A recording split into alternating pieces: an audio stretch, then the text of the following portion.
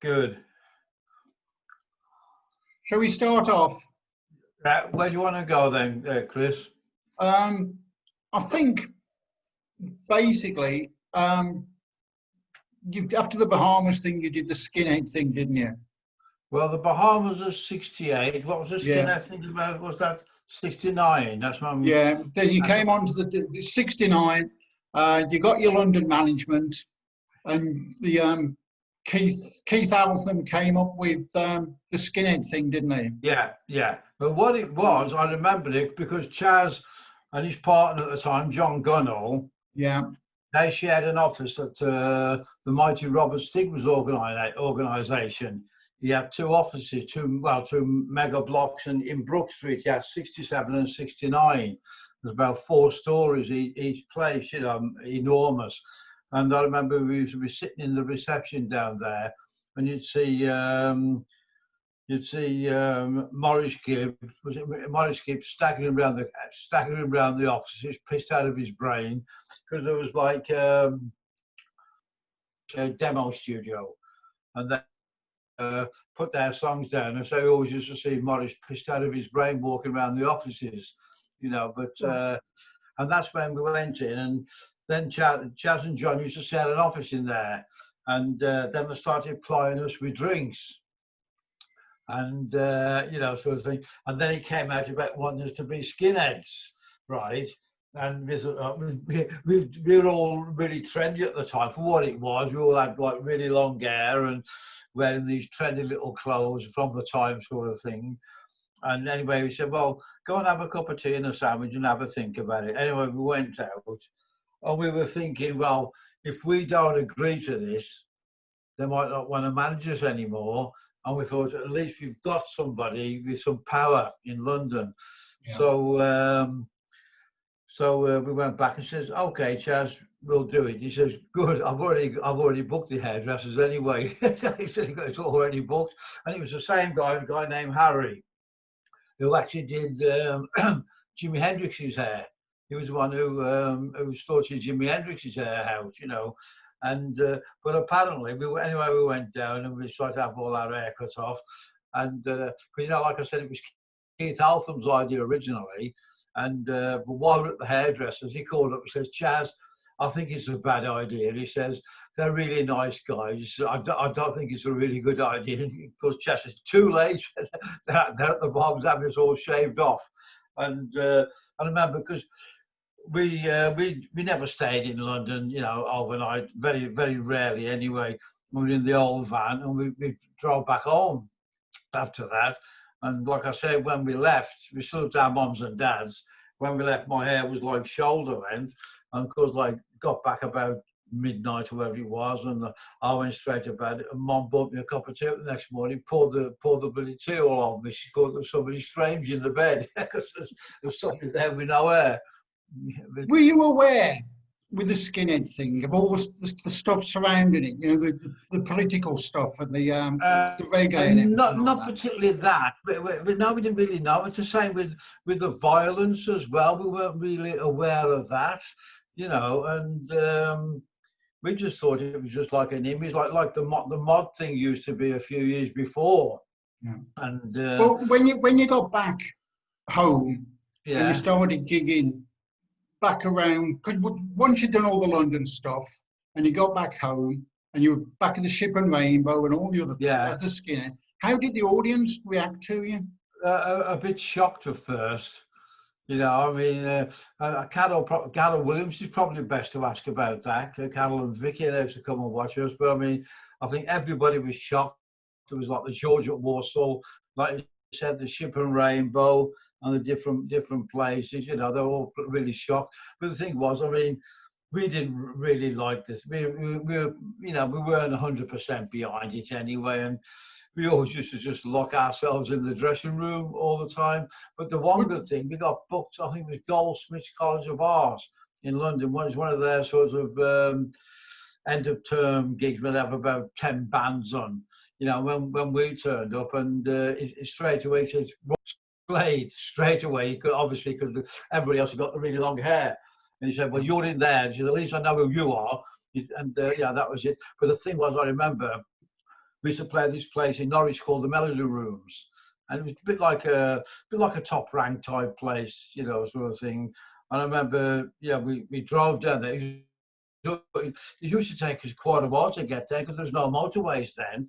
Anyway, we sort of got to the place in Norwich, and the place was full of skinheads.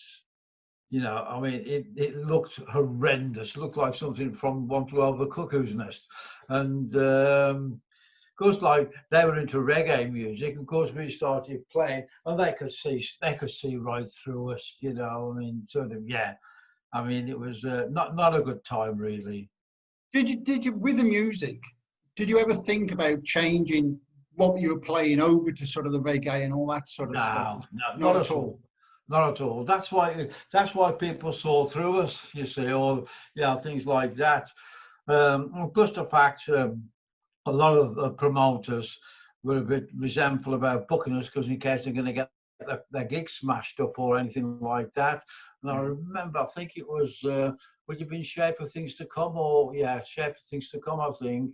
And we had a chance to go on Top of the Pops, I think, earlier. But the producer's son had been beaten up by skinheads, so that put the kibosh on that, start. Yeah.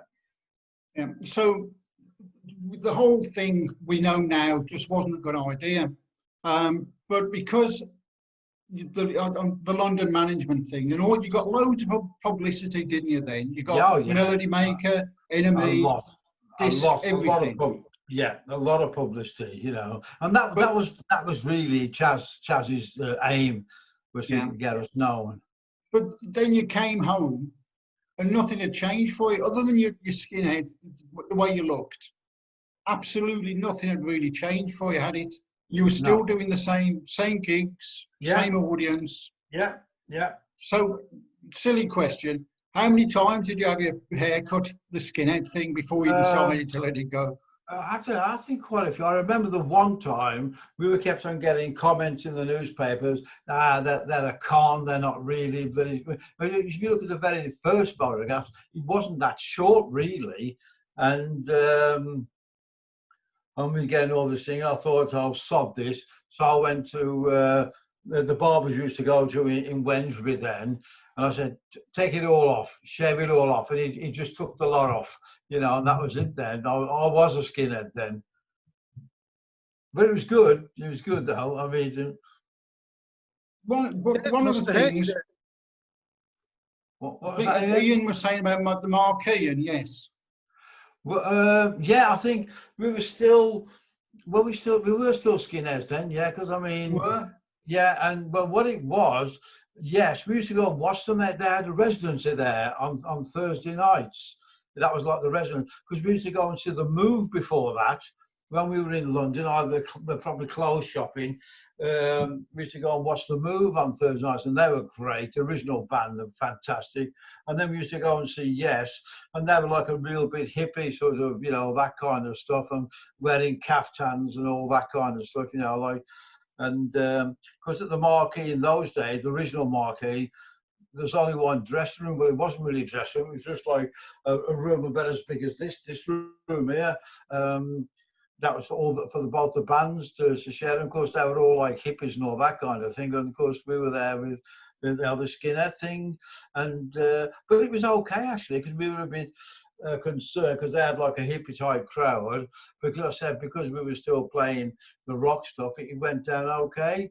And then we got offered the residency as well, and because that's what started us having a good time on stage and involving the audience, because we were playing there every Thursday.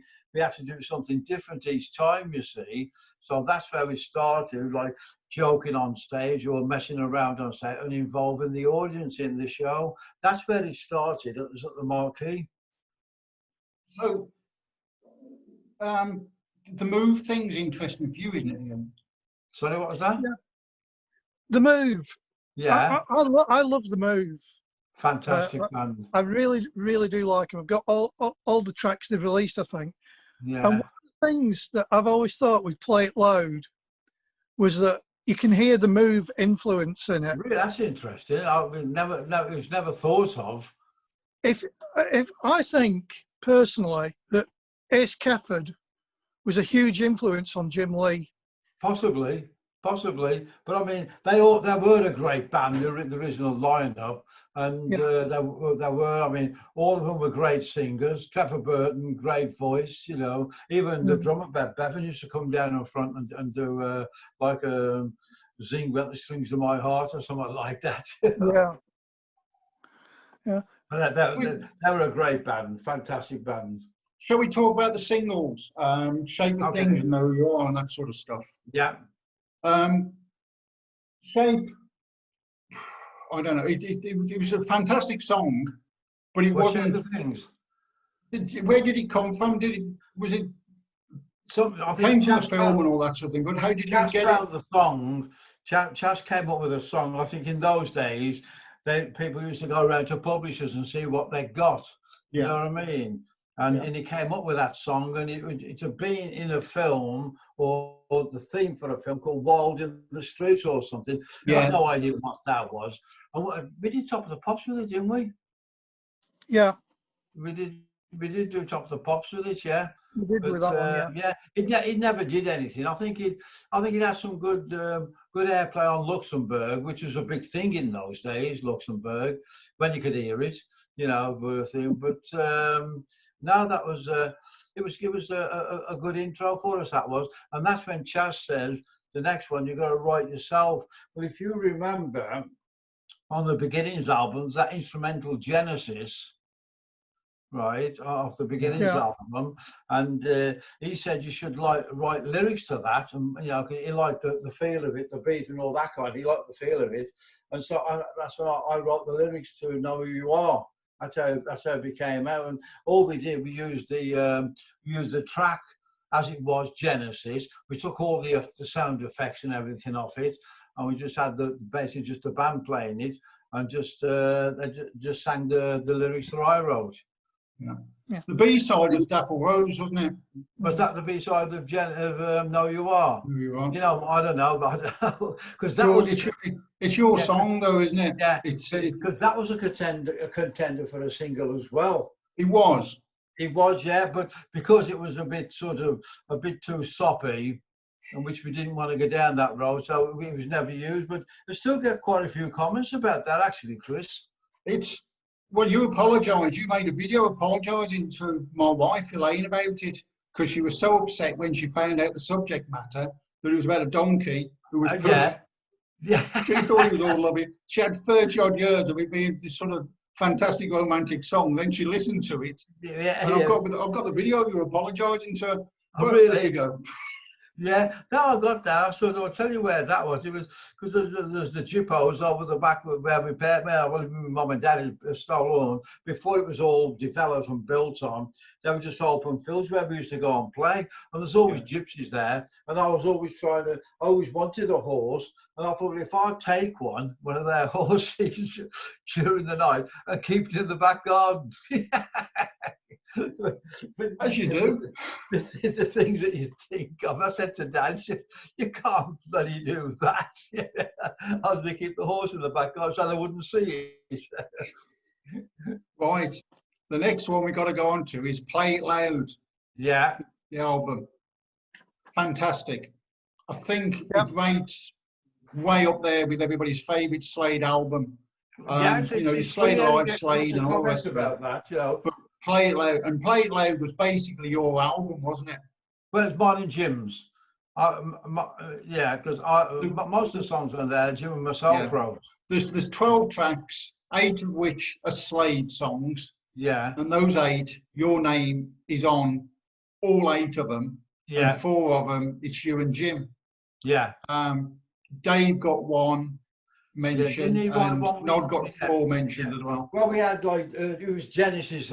Not Play It Loud, but I'm thinking of. Sorry, I'm thinking back. Yeah, I mean, we still get comments about Play It Loud, Chris. It's great. It's a fantastic album. It wasn't really. We were still finding our feet then writing, you know, and it wasn't really representative of us as a band, as a live band, because we never really played anything off that album really on stage. So it was a studio album as such then? More than anything, because that's when we first we went into Olympic Studios in Barnes, and we were the first band to use the 16 track. They just had a brand new. They had 2 studios. One was a big studio, like a bit of a cinema. They used to do like film soundtracks. There was a big studio, and this new one. Studio 2 was only a small studio, and I think it had the first 16-track machine in London, and we were the first band to use it. How long did it take to record? Could you remember? We used to, not long, probably only a couple of weeks. Yeah. Because we were so fast at working in those days. Because in those days, time was money. And we had, what was great, because when we first got with Chaz, he had a great sort of policy. I think it was after finishing with Hendrix, because Hendrix had worked through the night and nothing was ever used. We used to have the thing. We start at 12 lunchtime and finish at 6. Right. And that was it. And then Chaz said, then you can go out for a meal. He said, you can go to the pictures if you want or whatever. He says, and you'll have a break from the studio and then just come back in fresh the next day. And it worked. It was like office hours, 12 till 6. Yeah. Can we ask you about your writing? Because I'm going to quote this to you, the Jim Lee thing from Viva La Rock. Did you read the interview last week? There was an interview came out. I did read it, but you'd have to remind me some of the quotes in it. Yeah, I don't think he was very good towards Nod and H, was he? I don't know. Well, we're interviewing you, Don. Okay. He said that you tried to write melodies, and you could try to write the melody without any words. Was that right? You came up with a tune, but you didn't do any words. But I try. What I would try and do is write a lyric. Opening to Dapple Rose was mine. His closing was a fine. That was mine. That was not my melody. The first 2 lines, whatever it was, and then I didn't know where to go after that. I always used to have problem with middle 8 or choruses. So, things like that. So Jim would do the lyrics. You do the songs. I did the lyrics. I always did the lyrics. Yeah. Was that the same with all the other songs as well? The other ones where it's credited to you and Nod and Jim and Don. Dave, I did the lyrics, and then I would sing him a sort of idea, because I'm tone deaf, so it was very hard for Jim to get it across to him. And then I get him to sing it back. I say, no, that's not what I meant. Anyway, but then we go like that, and it worked out pretty good. But the thing was, when Nod and Jim wrote "Cause I Love You," it happened so quickly, and that was it. That was the formula then. At the time, did David make any attempt at writing anything really? I think him. What was it? Was it? I can't remember. Was it "Do You Want Me"? Was that not? He did. Do you want me? He did. Do You Want Me in Gospel According to Rasputin with Nod. Well, gospel. I think it wasn't Gospel According to Rasputin. It wasn't. No, that was. What are the lyrics of that now? How do they start? Well, they're my lyrics. How does it? I can't remember how it starts now. I'm not now. But that seems to ring a bell. Or it possibly Nods. I think the first song that they wrote together was a song called "Do You Want Me?" I can't remember what that was used on. Well, on the Play Loud thing, "Know Who You Are" is the credit, the one that's credited, which is the Genesis track. That's the only one on Play Loud is credited with. That's the because that was the instrumental from Beginnings. That's right. Genesis. Yeah. That's why he's got a credit on that. So, but during that period, he didn't make any real attempt to write anything else. No. And Nod is obviously not. He only does 4 tracks on the album. You've got 8. Nod's got 4. Yeah. Was he not writing or anything at the time? No, I mean, no, nothing. No, it wasn't really. As I said, me and Jim basically did that album. Yeah. Me and Jim basically did that, and and like I said, it wasn't until they actually came together and did "Cause I Love You," and that was it. Then that was the writing formula sorted. So this is going slightly into the future. We know that you've done that, but then Chaz sort of tells Nod and Jim to go away and write a song, and they come up with "'Cause I Love You." Yeah. Yeah. Number one, great. Again, in this interview last week, Jim says something along the line of, "This was great. I knew whose horse to get hold of." The next song was "Look What You've Done." Yeah, that was Which my was lyrics. yours. That was my lyrics. Yeah. Only got to number two. Yeah. Oh, Yeah. terrible. Be nice to have something like that now, wouldn't it? Yeah. I know people were saying we were finished. Yeah. Yeah. Well, you know, quite right. But what you've got the two, you got "'Cause I Love You" in number one. Look What You've Done, number two. And to me, that's that's fair enough. But then you were sort of basically kicked into touch from then on, weren't you? Yeah, yeah. But Nod and Jim came up with the stuff one after the other. No problem. You see, it was so easy for them to. Oh, right. The two of them. It was so easy for them. Yeah. You know, and I remember, was it after Look What You're Doing? Was it Mama? Was it good? Oh. We're just fans. We don't know this stuff. We're both old blokes. We're old blokes. It was Mama, you know. Well, I remember where that came from. I think it was Liverpool. It was Mama after that. It was, yeah. Well, where that came from, Ian, that was when we did with Liverpool Stadium. Yeah, I think it was like the first two we did with Quo, you know, and it was like we actually played on the boxing rink. You know, because it was a boxing, it was a stadium for use for boxing. And of course, like the ring was like bouncing up and down, you know, because of the boxers. And I mean, the kids absolutely wrecked the place. I mean, the chairs, the wood was just piled high, just matchwood, where they just wrecked all the seats. And me and Nod walked out, and that's where the phrase came from. He said, "We're all fucking crazy." And that's where that came from. That's where Mum We're All Crazy came from. You know, yeah. Did you have any songs left from the Play It Loud thing and Look What You've Done? Were there any other songs that you wrote that just never got? I can't remember now, because I did quite a few of the B-sides, but I think they'd already been recorded though. I think they're already been used on Play It Loud, Chris. Yeah. No, I just wondered if you did anything else. I had a few things. Like I've still got a few things now, because I wrote that children's book. Yeah, people break. Yeah, well, I've got all the lyrics for the songs for that. And I really want to get that done at some point. But Lisa's helped me a lot with that, because she, good she is at writing. She just went through the book and just corrected lots of things for me. You know, so yeah. No, you want to get that out. I should credit Lisa on that one.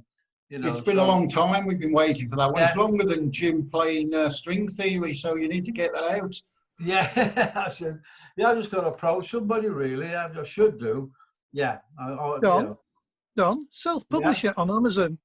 Sorry, self-publish it on Amazon like we did. Yeah, I'll approach them and see what happens. You'd have to send me some contact details. But where are we now? So we're looking at the songs on Play It Loud. I mean, like Chris was saying, you've got the lion's share of that album. It's one of my favourites. It's amazing how many people still mention that, Ian.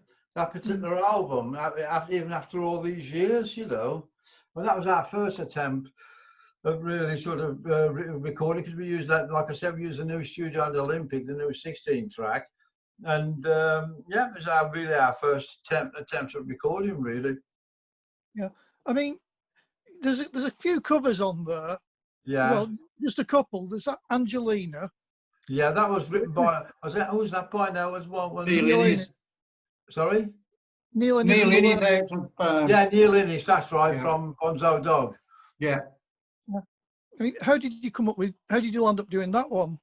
Well, I think it was Chaz who found the song, because then people used to just approach publishers to what songs they got, and then that's what would happen. You know, sort of like they go round and find out what songs they got, and they play on this, and that's how that came about. It was just a tried and tested way of doing things in those days. Yeah, there's Could I by Bread as well. I mean, Yeah. that was. I don't know where that came, how we came to do that. I mean, because now I've got no idea how we came to do that one.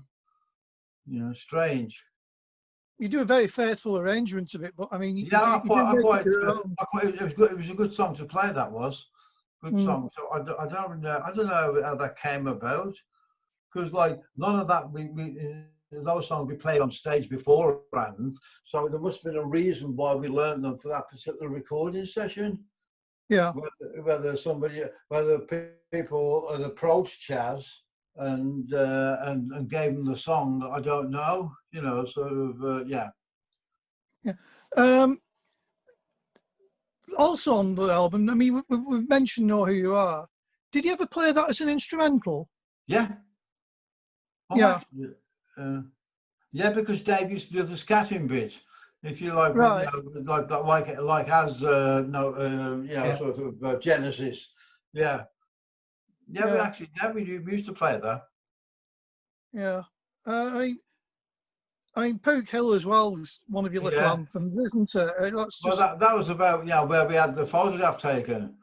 Yeah. That was near where Nod lived with his mom and dad, you know, on Beachdale. Yeah, and that's when it's that's quite a good song as well. I did the lyrics of that one. Yeah, they were quite wordy. I've always thought they're good storytelling songs. I mean, Pook Hill's a good story. Yeah. Well, see, when I had a thing like that, Chris, they basically wrote themselves. Yeah. Because it's all about when we did the photograph session for the Beginnings album. You know, they were easy to write because they basically wrote themselves. You know, so yeah.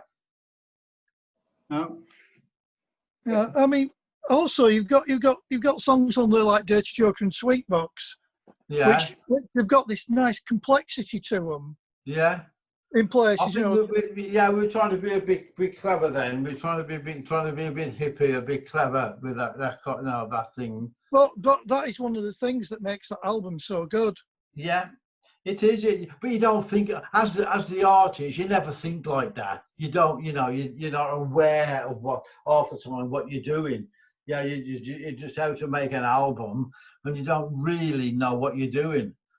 You know, so sort of, or if there's, I mean, we've never really had a theme album. I suppose you could call the Slade in Flame a type of theme thing, but I mean, really, we've never really sat down to write or record a theme, you know, like Sergeant Pepper or, you know what I mean, or things like that, you know, but yeah.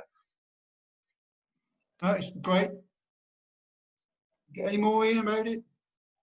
Well, there's a song I remember as well, which, bearing in mind what happened later on, those lyrics are quite prophetic, really. Yeah, no, actually, it was Lisa who brought that up as well when she did the thing.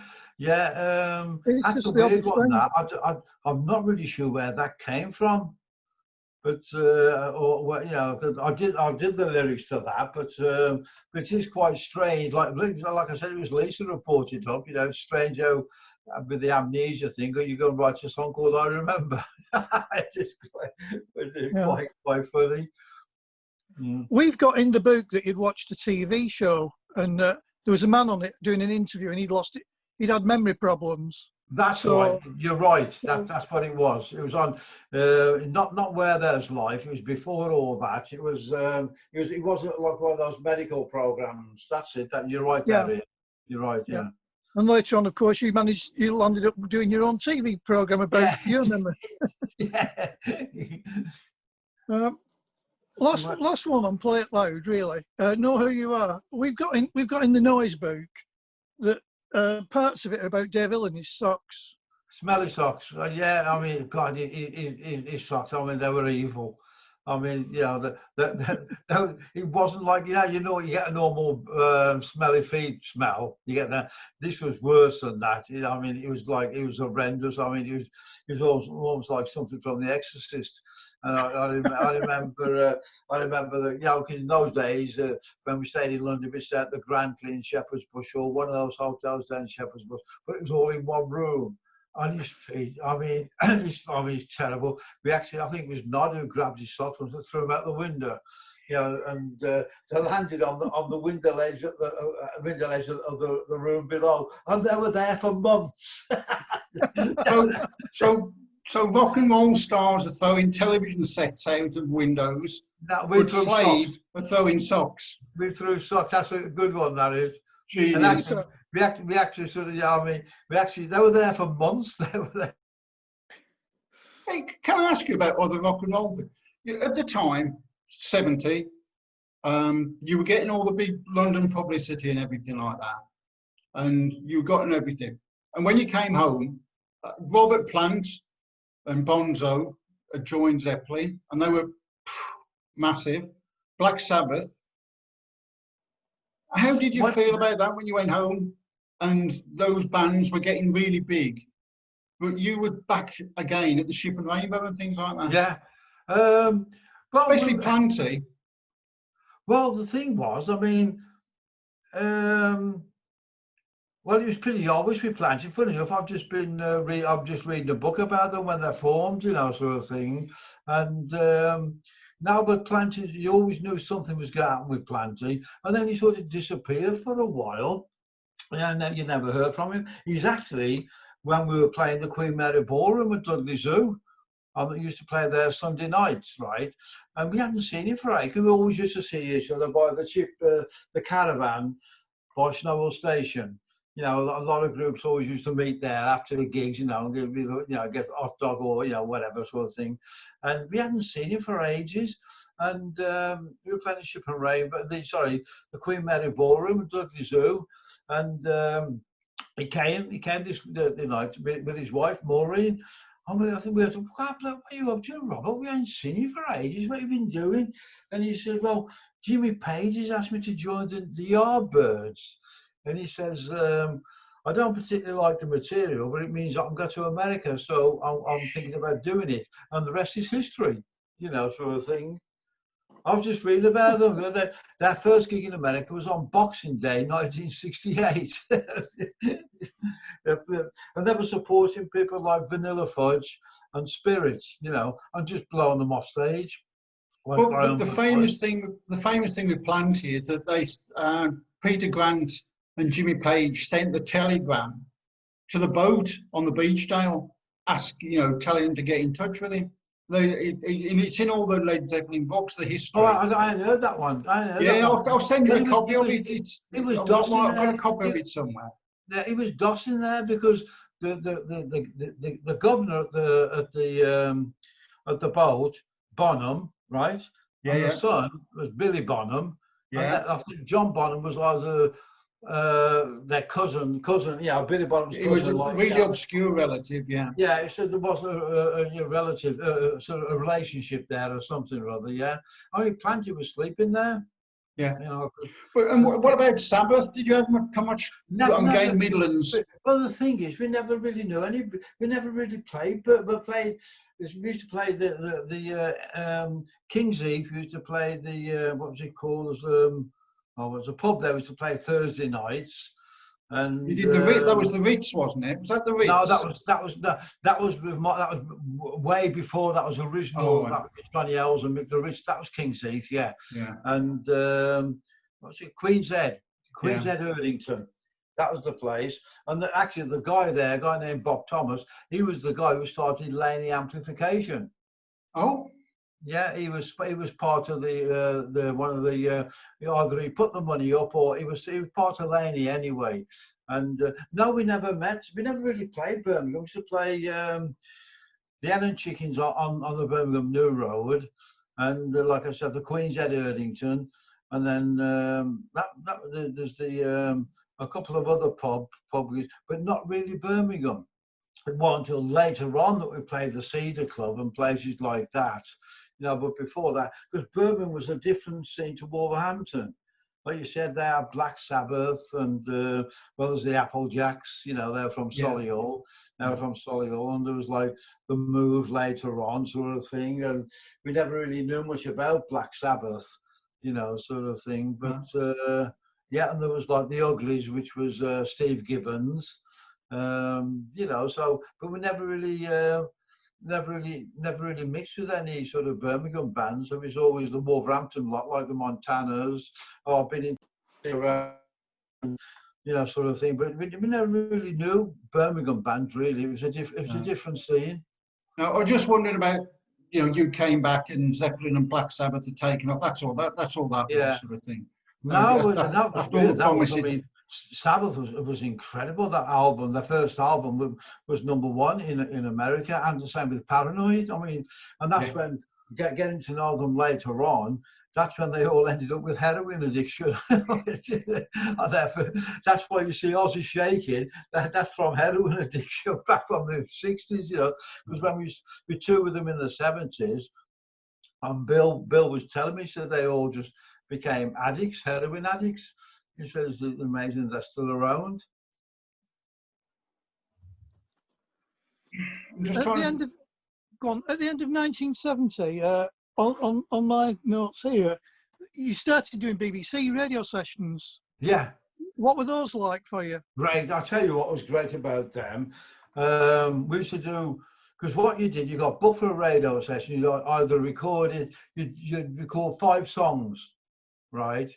And they'd play one a day, because the radio thing was like Monday to Friday then, and that they could pick and choose which show they played them on. And we used to get 48 quid for the session. And what was great about it, because like we used to got especially the BBC Maida Vale, they had the engineer there, the one engineer that we used, a guy named Mike Harding. He did become a DJ after, and he hosted Top of the Pops a few times, and he was a fantastic engineer. But what was great about the BBC, the canteens were fantastic.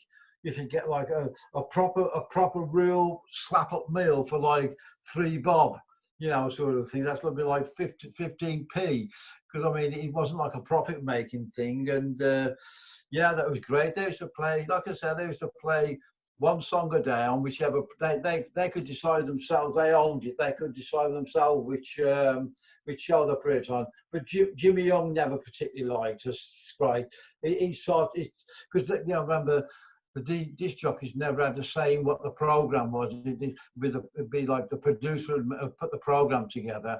Maybe the DJ would have 2 or 3 choices of his own, but that's all. The program was sorted out for him. But every time one of our tracks came on, he'd put a tape on of a machine gun playing and take it off. You know, a machine gun firing and take it off. But it was great because we got quite a bit of coverage from that, because we didn't really have any records out, or any records that we did have out never got any radio play, or they would do if we played it live, so for them to use, sort of thing. But and then we used to have the Radio 1 clubs. We used to do quite a few of those, the Radio 1 clubs, especially the live ones. You know, we do the ones in Glasgow, all over the country really, and we get to play about 4 or 5 songs, you know. And actually, when you think about it, we had great radio around those times. You know, really good radio. Then Radio 1 Club was fantastic. Yeah. But that's all gone now.